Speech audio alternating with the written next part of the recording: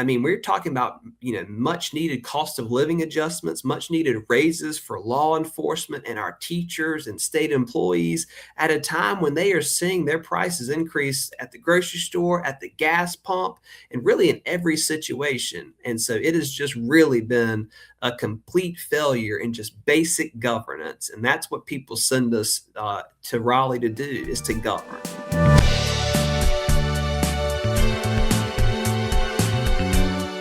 Welcome to An Honorable Profession, a podcast focused on incredibly talented people who've dedicated themselves to public service when their country and communities needed it the most. I'm Ryan Coonerty.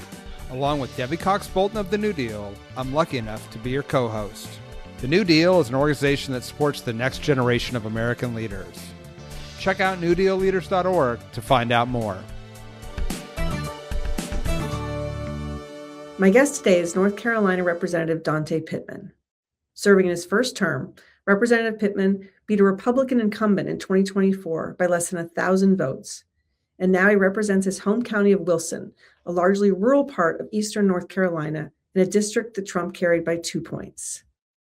A bridge builder and a problem solver, Representative Pittman talks about what it's like to work in a near super minority, how he works across the aisle where he can and fights where he must, and what he's doing to bring down the cost of living for the people of his state, including through his Affordable Food Act. Representative Pittman is also the only North Carolina State House member concurrently serving in the military as a captain in the National Guard. We talk about why he ran for office, what it feels like to help a constituent, and why we need everyone to take part in our democracy. I hope you enjoy. All right, Dante Pittman, welcome to An Honorable Profession. I'm so glad to be here with you, Debbie. Thank you. Me too. I've been looking forward to our conversation. We've gotten to see each other a couple times in recent months, and I was like, you've got to come on the podcast. We've got more to talk about. So thank you for doing that. You are sitting in the great state of North Carolina, first-term legislator from Eastern Carolina. I want to start with just you, because you're new, a legislator. Tell me about where you represent. I want to talk about where, what kind of district you represent, your home district where you grew up. So tell us about that. That's right. So I represent all of Wilson County and a part of Nash County, which is in the eastern part of North Carolina. My family has been living here for 5 generations, and I was born and raised in this community. And it really is a community that has a history of agriculture and particularly tobacco. But we've seen in the last few decades a little bit of a transformation, and not just being an agricultural community, but also having some of the life sciences moving here through advanced manufacturing, seeing some banking that's come to the county and been here for a long time as well. And so Wilson County is on the rise, but we're really proud of where we've come from.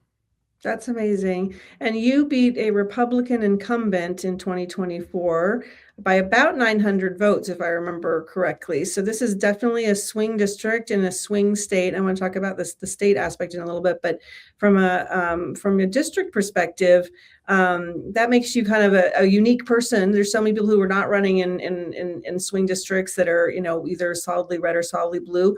What is it that you were talking about when you won your election that you think put you over the edge, that wanted people to send you to the Capitol for them? Well, that's exactly right. This is a district that Donald Trump won by 2 points and I won by 2 points. And frankly, we were able to win because we had conversations with not just Democrats, but independents and some Republicans. I mean, I heard from folks that told me, Dante, you're the only Democrat that we're voting for. But we were proud to have that support, because that's how I believe elections should be run and campaigns should be run, is that you go and you talk with everybody and you tell them what your ideas are. And that's exactly what we focused on, is just good down home values of making sure we have good, strong public education, making sure that folks have access to quality health care that they can afford. And in a part of the state where a lot of eastern North Carolina, that folks are struggling to have a good job, we are focused on bringing economic opportunity here. And that's something I'm really proud of. It's what we ran on, and it's what I continue to be laser focused on. Yeah, you had a big announcement recently, J&J bringing a bunch of jobs to your district. How did that come about? Tell us about that. So actually, the most recent announcement for Johnson and Johnson, that was the second announcement of 500 jobs that were coming. The first came prior to to me taking office, and then I jumped right in and have had good relationships and been willing to work across the aisle to make sure we got this done. And we've had, like I said, another announcement of 500 jobs coming. These are six-figure jobs, which is really a great thing for our people here in this community, and a ton of investment. And what I'm seeing is working with our city and our county local leaders together, not asking who's a Democrat, who's a Republican, who thinks what on a certain issue, but saying we know what our folks need. We've got to be willing to work together. That is proving to be successful, and that's what we're going to continue to do. I feel like there's a lot of people, everything is so hyper partisan, so hyper political.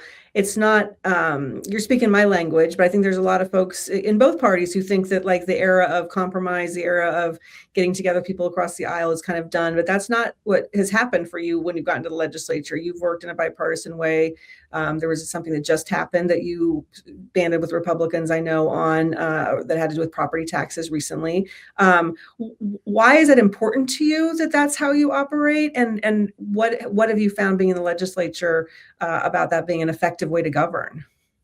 Well, I reflect what I hear back home in my district. And even when I'm talking to folks that vote straight Democrat when they go to the ballot, they've told me, Dante, we want to see good things done because at the end of the day, it's about our people and making sure that that our folks see advancement and that we keep moving forward.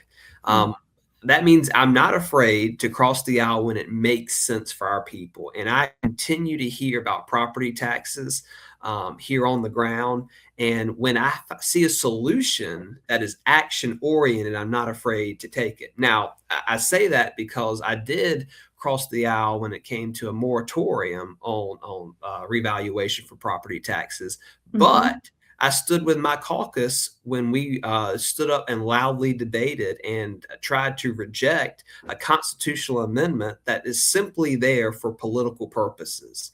All that it is designed to do is drive turnout, and it does not offer real solutions to real people. And what I keep hearing is folks are tired of political games, and we're not going to stand for that.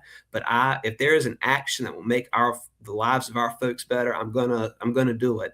And so I'm always willing to come to the table. But I tell folks that when you come to the table to talk, that doesn't mean that you ever lose your values. And so I stand in the values that the folks of this district have poured into me since I was a young boy. And we go to work when we can. And then when we have to stand up and fight for our folks, we do that just the same. Yeah. For the people who are not familiar with what's going on, and you and I talked about this when I saw you last, and it's happened a lot around the South in different southern states, on the constitutional amendment you were talking about. Can you explain to folks what that was purported to do and why you did take a hard stand against that? Yeah, so the constitutional amendment that's going to be on the ballot in November will, what it will do is it will, folks will be able to vote to say if they want the legislature to put a cap on property taxes in the state of North Carolina.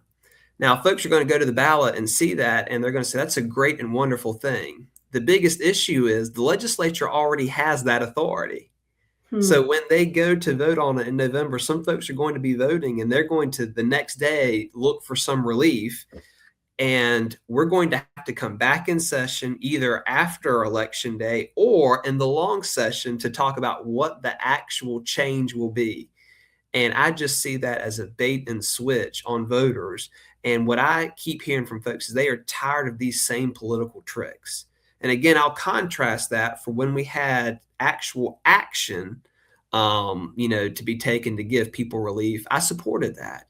And so we are continuing to see this. And I've heard from members in a number of states that are seeing the same thing, because the Republican Party knows that they are in trouble because they have not focused on driving down people's cost of living. And now they're scrambling for solutions to get people to the ballot box. Yeah, no, I think it makes a lot of sense, and we're hearing that across the country, just the affordability issues being top of mind for so many folks. When you talk about, I want to talk about, you've got a great suite of legislation around grocery affordability, which I want to talk about in a minute. But when you're talking to your constituents, mostly rural, a lot of rural folks in your part of the state, when they say things are not affordable, what do you think is top of mind for them?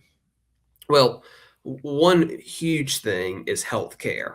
Mm, When we're talking about being able to access a doctor's office or going to see a nurse, or even if it relates to being able to afford drugs and medicine, for us out here, it's not just about affordability. Access is a yeah. huge part of that, and making sure that we have quality options that will help drive down the cost. But also, when you go to see the doctor, you have confidence in this facility that you're going to, that you're getting top-notch care. And so that is Mhm. something that I continue to hear over and over again, and we are working like crazy to be able to provide solutions on that.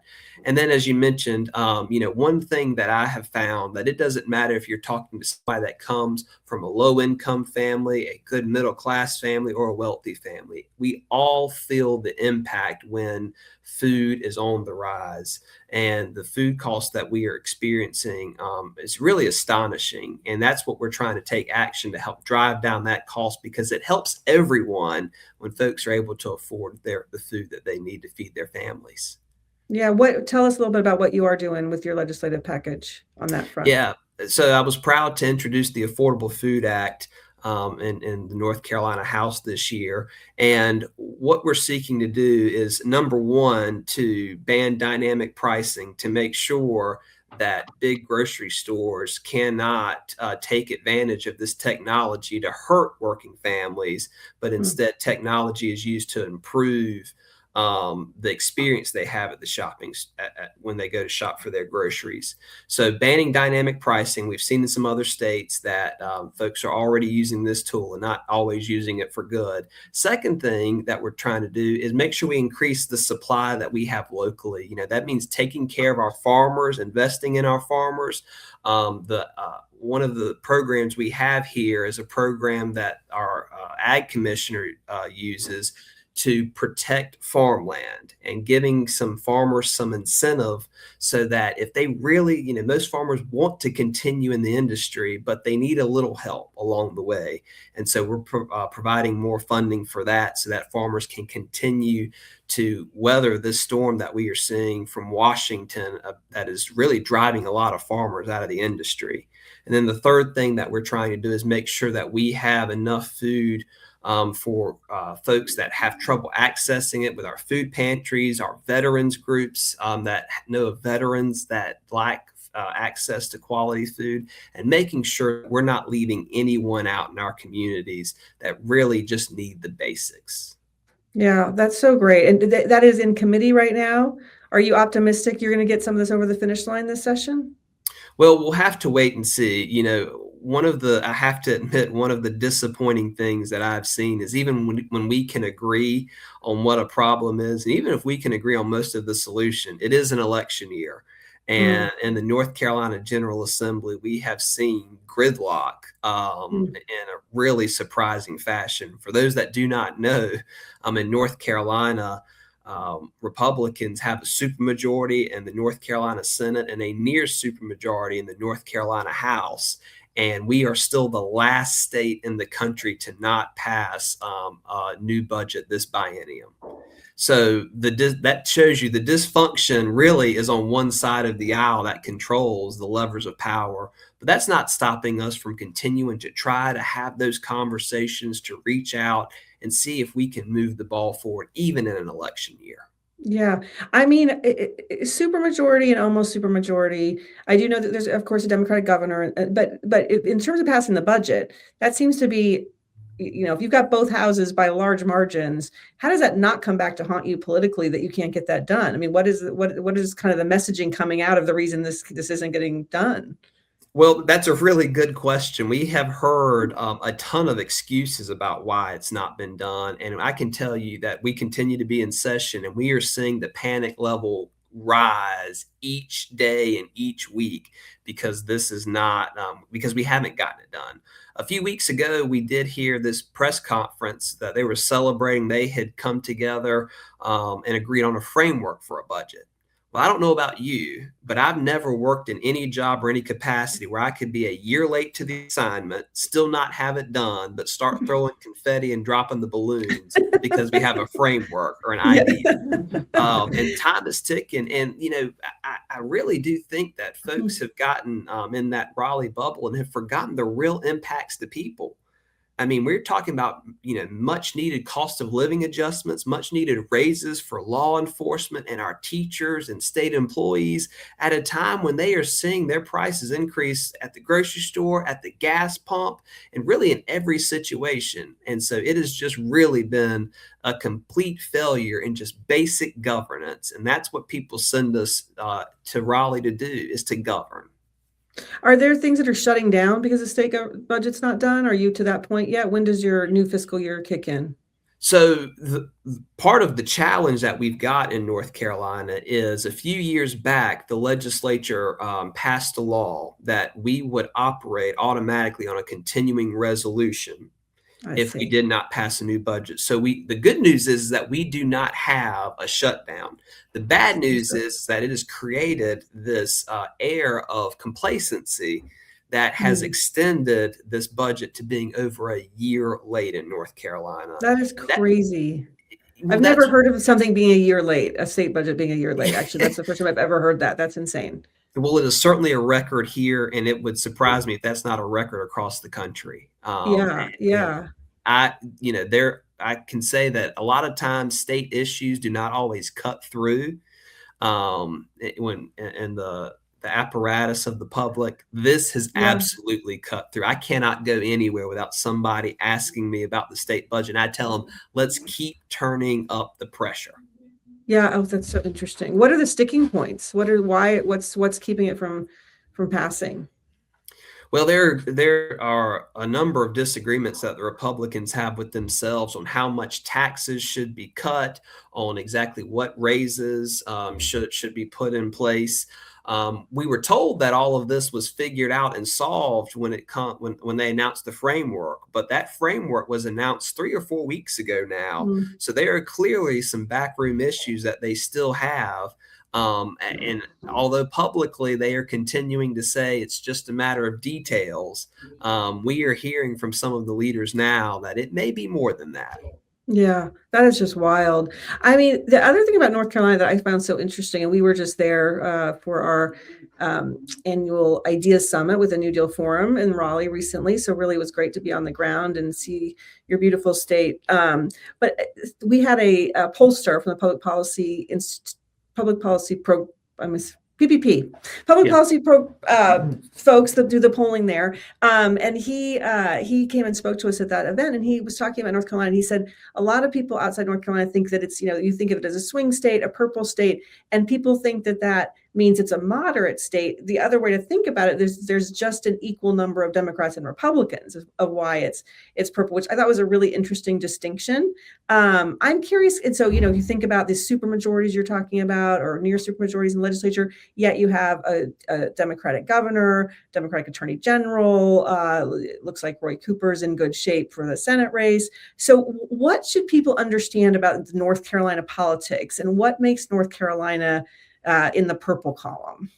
Yeah, I tell folks that when you're in this industry and in this business in North Carolina, there's never a boring week because it is a really dynamic state. And the folks at Public Policy Polling are exactly right that, we have about, when you look at the distribution, you are looking at, roughly the same number of Democrats, Republicans, and independents.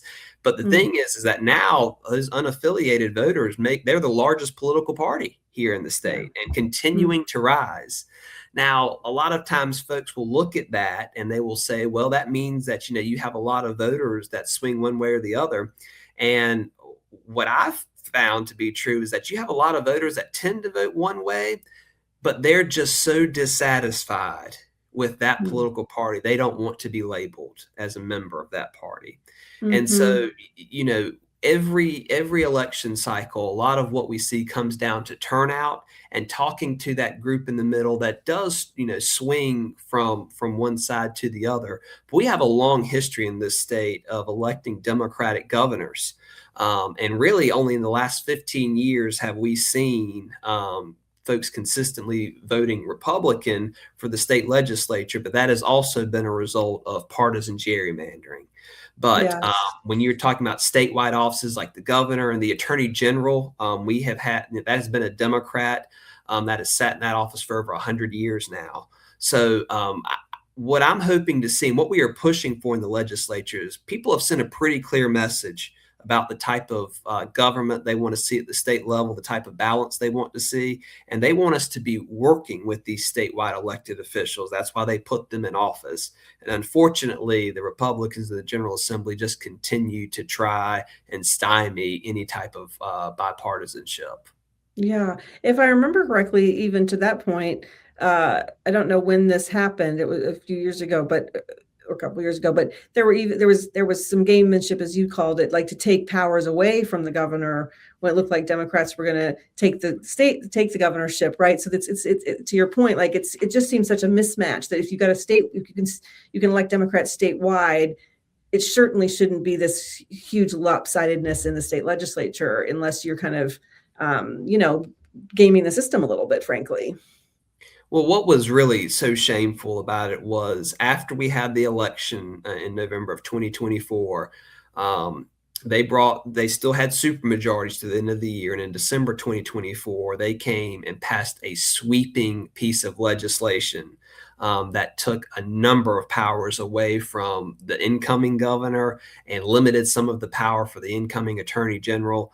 And no matter what side of the aisle you're on, when folks come out in a large way and they vote and say this is who I want to serve in this office. I just Yeah. think there's something underhanded about then going behind the voters' backs to limit power. Yeah, absolutely. No, I think that's absolutely right. What is your thoughts on kind of heading into November where the electorate is in North Carolina and whether Democrats might pick up some seats in either house, either chamber? Well, we are certainly hearing that folks are dissatisfied with the status quo, and they certainly should be. And that is all the way from Washington to the majorities that control power in Raleigh. And I think this is going to be a change election.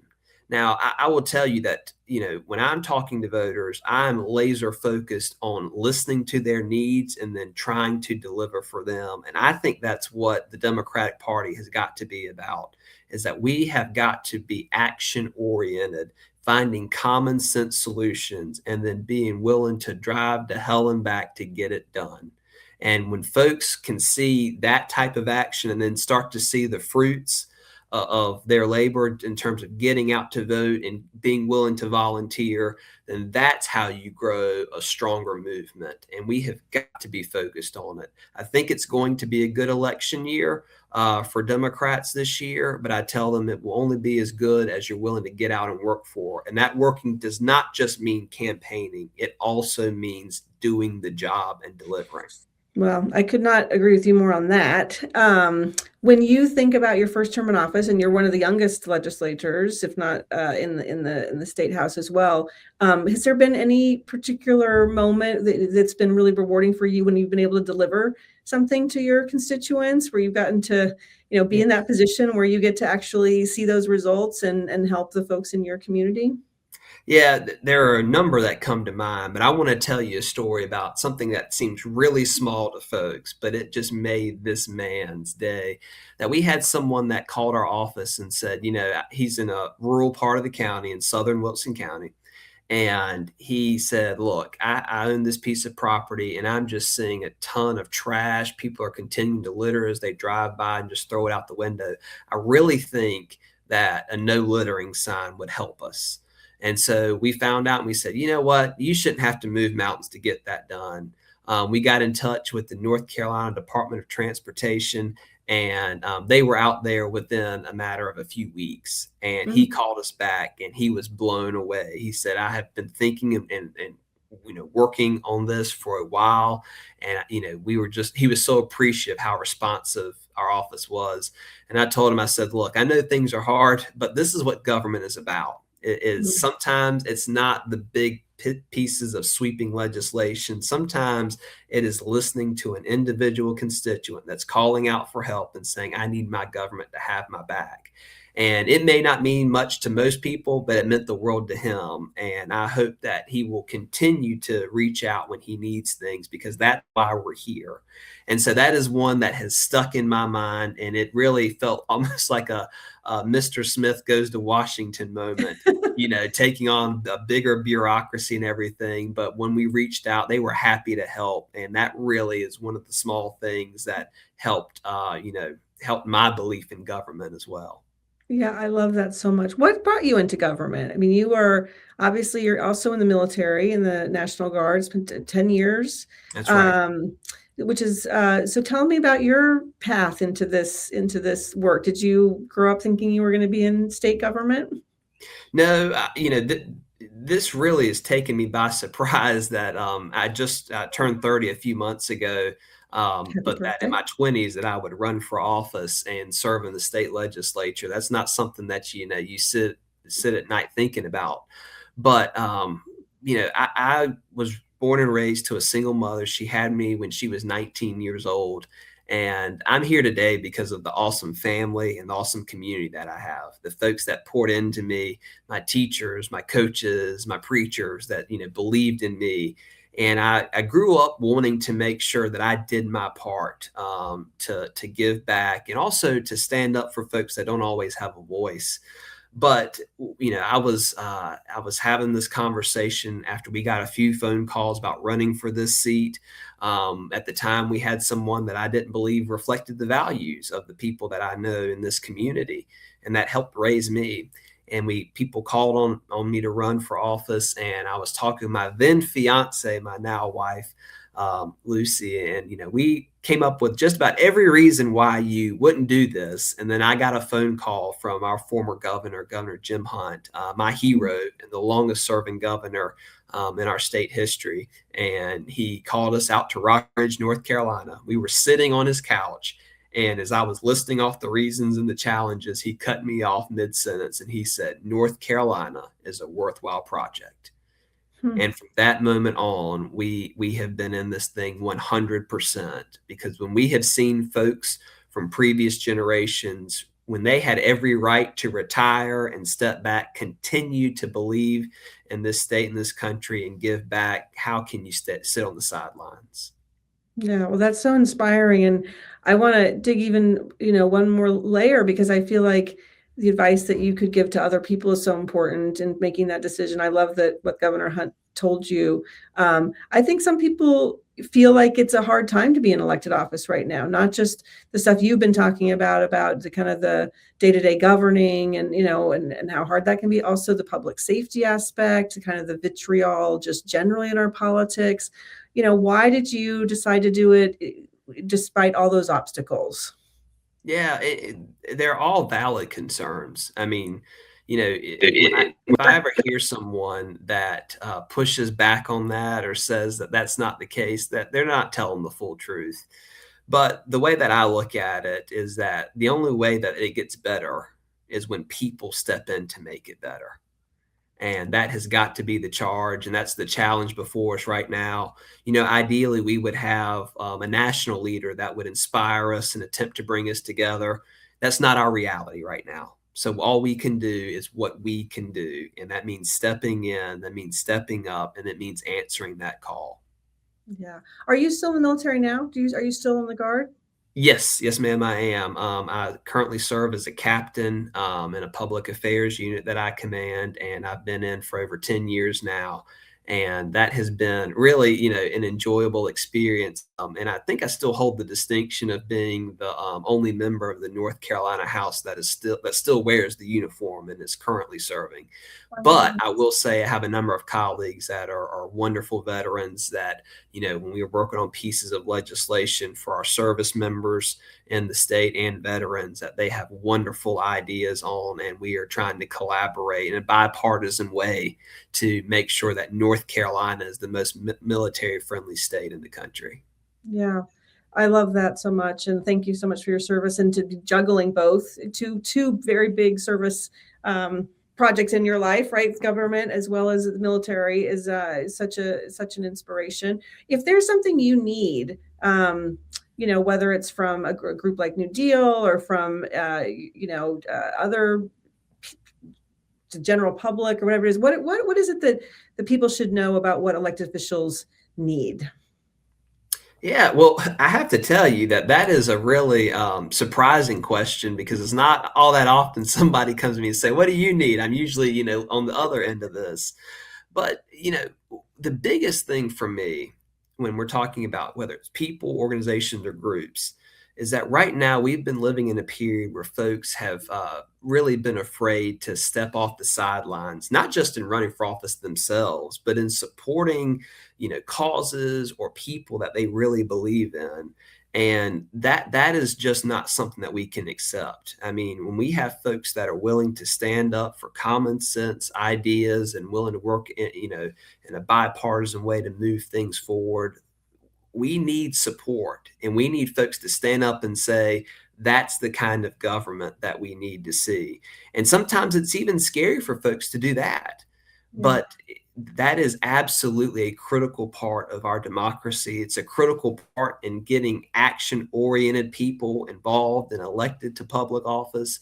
And so I need people that listen to this podcast to know that we need you up there. We need you to help us. We need you to give us your ideas, to be willing to work alongside of us, because again, it's the only way that things get better. Yeah, thank you for that. I feel like it's an all hands on deck situation, actually, our democracy. And so and I, like you're saying, I think it's understandable, particularly right now, why people want to check out, and it's hard to think about, and you don't want to get into a conversation with your neighbors when they don't agree with you or whatever it is. But but I think you're right that we need people like you and others to bring us together and to remember that democracy takes all of our involvement and engagement. So thanks for that really important and really timely reminder. Thank you so much for being with us today. It was so fun to talk to you. Well, I appreciate you having me, and we look forward to having you all in North Carolina again soon. I hope so. Thank you so much. An Honorable Profession is a New Deal Leaders podcast. And because we keep things honorable, no tax dollars were used in the making of this podcast.